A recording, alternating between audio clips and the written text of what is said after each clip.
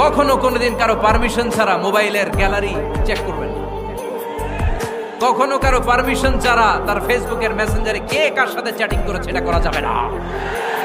কখনো কারো পারমিশন ছাড়া তার মেইলের ইনবক্স খুলে দেখা যাবে না। কখনো কারো পারমিশন ছাড়া কারো ব্যক্তিগত চিঠি পড়া যাবে না।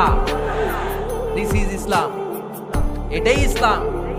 আমরা ইসলামকে শুধু নামাজ আর রোজা আর জিকির আর এই দাড়ির মধ্যে সীমাবদ্ধ করেছি। প্রত্যেকের একটা প্রাইভেসি আছে না নাই? Everyone has privacy and no one should interfere in his privacy or in her privacy. প্রত্যেকের একটা প্রাইভেসি আছে না নাই? মানুষ ছোট হলেও তার একটা সম্মান আছে না নাই?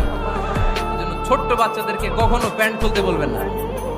অনেকে বলে আরে ছোট মানুষ খোল খোল, আরে তুই খোল, এই খোল খোল খোল, তো আছে না নাই?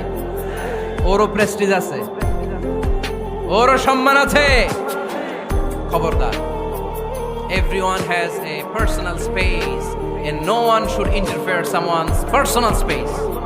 কারণ পার্সোনাল স্পেসে যেন আমরা নাক না গলাই। অনেকের বদ স্বভাব ফ্যামিলি ম্যাটার নিয়ে, প্রাইভেট ম্যাটার নিয়ে কথা বলে। ভাই কি চাকরি করেন?